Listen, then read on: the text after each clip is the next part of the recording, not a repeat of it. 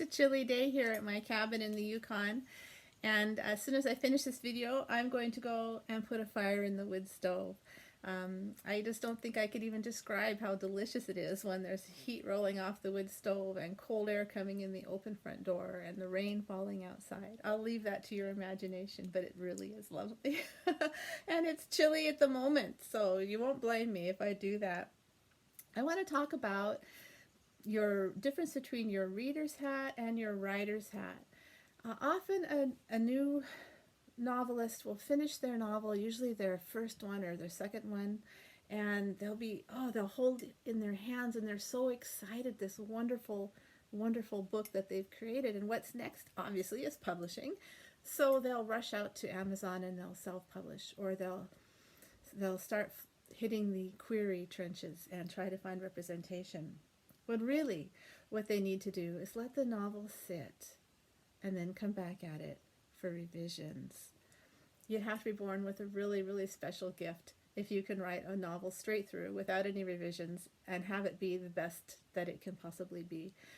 And that's what we're all about here, isn't it? Raising the bar on our own writing. So these are little hints that I want to give you to help you raise the bar on your writing. And one of them is, when you finish your manuscript, oh, it's so wonderful, but put it in the drawer for a period of time. You need to get fresh eyes on it. You need to take off your writer's hat and put on your reader's hat. And why? What does that mean? And why do you need to let it sit? Why can't you just go straight into revisions? Well, I'm gonna compare it to my cup of coffee here. Okay, this is the best analogy I can come up with. So I've got this cup of coffee. It's hot. I can smell it all over the house. Oh, it's completely filling my brain, this scent of this coffee. And I hold the cup in my hands and the cup is warm. I can feel the coffee. I can feel the steam on my face. I can smell it. I love the taste of the coffee.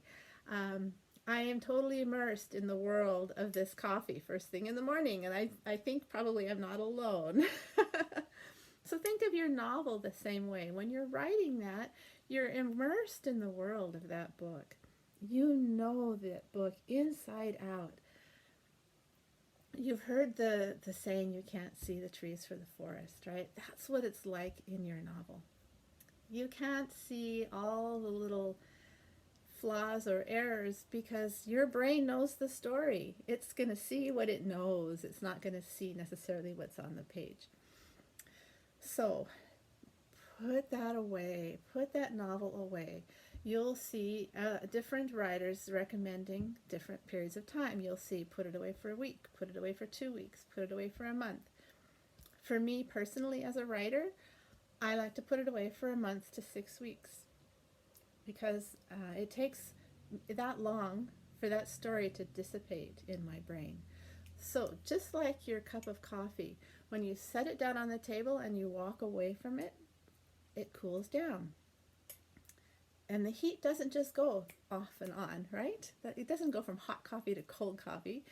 The heat dissipates over a period of time. And that's what happens with the novel in your head, is that immediacy of being in that world dissipates. And you need to allow that to happen. You just need to allow that to happen. And I know, it's frustrating.